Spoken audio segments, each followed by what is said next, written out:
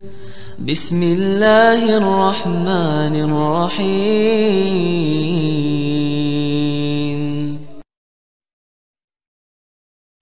Bismillahirrahmanirrahim. Assalamualaikum warahmatullahi wabarakatuh. Alhamdulillah, wassalatu wassalamu ala rasulillah, ma'ba'ad. Kaum muslimin yang semoga dirahmati Allah subhanahu wa ta'ala. Di dalam pertemuan kali ini teman-teman ya, saya akan sedikit mengomentari perkataan dari Ustadz Abdul Somad. Ini mengomentari teman-teman ya, bukan membantah. Sedikit mengomentari tentang hadis yang dibacakan oleh Ustadz Abdul Somad, keutamaan membaca surat Yasin, di mana Ustadz Abdul Somad mengutarakan katanya hadis keutamaan membaca surat Yasin pada malam Jumat, maka paginya akan diampuni oleh Allah Subhanahu wa taala. Setelah saya meneliti dan membandingkan perkataan Ustadz Abdul Somad ini teman-temannya dengan ahli hadis atau masyayikh yang lain atau ustadz-ustadz yang lain, ternyata hadis tersebut tidak bisa dijadikan hujah atau tidak bisa dijadikan dalil karena hadis tersebut adalah hadis lemah, sampai-sampai ada ulama yang mengatakan hadis tersebut adalah hadis palsu. Dan ini dia videonya teman-teman ya. Adakah membaca Yasin pada malam Jumat itu bid'ah? Seperti yang diamalkan kebanyakan masyarakat di Malaysia. Baca Yasin malam Jumat itu bid'ah. Kenapa bid'ah? Karena tidak pernah dilakukan Nabi. Pernah Nabi baca Yasin malam Jumat? Pernah Nabi baca Yasin malam Jumat? Orang bila dikatakan begitu, awak dari mana? Dari Masjid Muaz bin Jabal. Ada apa? Baca Yasin. Baca Yasin malam Jumat itu bid'ah lah. Nabi kan tak pernah buat. Apa? Awak kata kami bid'ah? Dia pun marah, tapi dalam hati, iya juga ya. Jangan bid'ah. Pertama, marah. Yang kedua, dia juga. Yang ketiga, dia pula membid'ahkan orang esok hari. Itulah bahayanya bila orang tak tahu dalil. Sekarang saya tanya, baca Yasin malam Jumat itu bid'ah apa tidak? Bid'ah kan? Tapi tak pernah dibuat Nabi. Semua yang tak pernah dibuat Nabi, bid'ah. Pernah tak Nabi tunjukkan saya mana dalil Nabi baca Yasin malam Jumat? Pernah tak dibuat Nabi? Tak pernah. Kalau gitu bid'ah. Nah, dah banyak yang ragu kan? Sunnah itu ada 3. Yang pertama, qaul, cakap. Yang kedua, fi'il, perbuatan.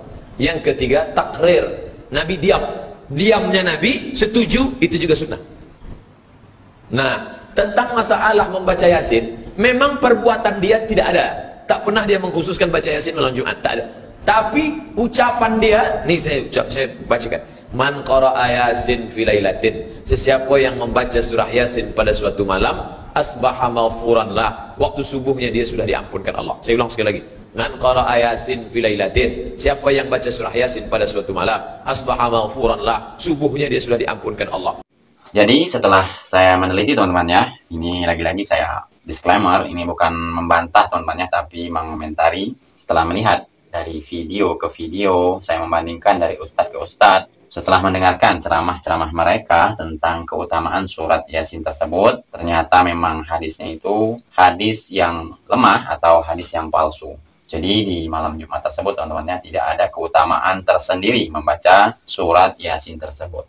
Ada memang hadis keutamaan membaca surat Yasin tersebut, sanadnya yang hasan, yaitu keutamaan membaca surat Yasin untuk orang yang sedang sakratul maut atau yang sedang sekarat, bukan kepada orang yang sudah mati. Dan hadis-hadis tentang keutamaan membaca surat Yasin tersebut, yaitu kepada orang yang sudah mati atau yang sudah meninggal, itu tidak ada hadisnya yang sahih. Seperti yang diungkapkan atau yang disampaikan oleh Syekh dari Madinah ini, beliau ini adalah salah satu pengajar tetap di kota Madinah tersebut. Dan ini dia videonya teman-temannya. فهذه السورة سورة عظيمة قد ورد فيها أحاديث كثيرة في فضلها وأنها قلب القرآن وأنه من قرأها في ليلة أصبح مغفورا له. هذا الحديث بالذات صح حسن إسناده بعض أهل العلم، لكن التحقيق إن كل ما ورد في فضائل سورة ياسين فإنه إما موضوع وإما ضعيف، إلا حديث اقرأوا على موتاكم ياسين، فمن أهل العلم من ضعفه ومنهم من قواه وقال إن سنده حسن، ومعناه اقرأوها على موتاكم أي من حضره الموت، ليس من مات، وإنما مثل من قال مثل قول النبي صلى الله عليه وسلم لقنوا موتاكم لا إله إلا الله. يعني التلقين يكون عند حضور معاينة الموت. وتجد أنه في كثير من خاصة مع الجوال الآن يأتيك يعني اقرأ سورة الياسين كذا مرة، وكل هذا ما ورد. فأنت إذا أردت أن تقرأ من أجل أن فيها فائدة من حيث أنه كلام الله، لا من حيث أن النبي صلى الله عليه وسلم ورد عنه شيء أو أمر بها لذاتها كما في قل هو الله أحد وآخر آخر آيتين من آيات البقرة، فهذا حسن، لكن ليس على أنه وجه وارد. أما أنك تعتقد أن من قرأها فإن له كذا، وأنت تعرف أن هذه الأحاديث ضعيفة، أن نخص سورة بذاتها لأمر ليس عليه دليل، هذا ليس بمحمود.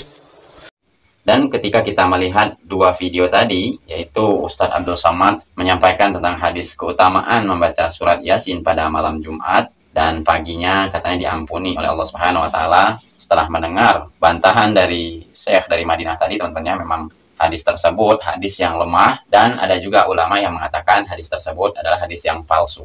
Hadis tentang keutamaan membaca surat Yasin itu dibacakan kepada orang yang di saat sakratul maut atau sedang sekarat, dan itulah hadis yang hasan katanya tadi. Dan tentu saja teman-temannya, hadis-hadis yang dhaif ataupun hadis yang palsu itu tidak bisa kita amalkan. Jadi pendapat Ustadz Abdul Somad di dalam ceramahnya yang singkat tadi mengatakan keutamaan membaca surat Yasin pada malam Jumat semata-mata ingin melegalkan acara ritual yasinan yang sering ya diselenggarakan oleh sebagian saudara-saudara kita kaum muslimin, di mana sering terjadi teman-teman ya, setiap malam Jumat saudara-saudara kita kaum muslimin membaca surah Yasin secara berjamaah. Sedangkan hadis keutamaan membaca surat Yasin sendiri saja itu hadisnya palsu dan lemah. Apalagi teman-temannya membaca surat Yasin secara bersama-sama dan menganggap membaca surat Yasin itu ada faedah tertentu, ini tentu keliru teman-temannya. Apabila kita ingin membaca surat Yasin, boleh-boleh saja teman-teman ya, karena itu salah satu surat di dalam Al-Quran, tentu kita akan mendapatkan pahala. Namun, apabila kita berdalil membaca surat Yasin itu ada faedah tertentu, tentu itu sesuatu yang keliru. Al-Quran memang kalamullah, dan Allah Subhanahu wa Ta'ala memerintahkan kita untuk selalu membacanya. Jadi intinya teman-temannya, apabila kita ingin membaca Al-Quran, surat apa saja, yang penting bacaannya benar, makharijul hurufnya pas, membacanya dengan tartil, dengan suara yang merdu, dan ikhlas mengharapkan pahala dari Allah Subhanahu wa Ta'ala, tentu itu sangatlah bermanfaat.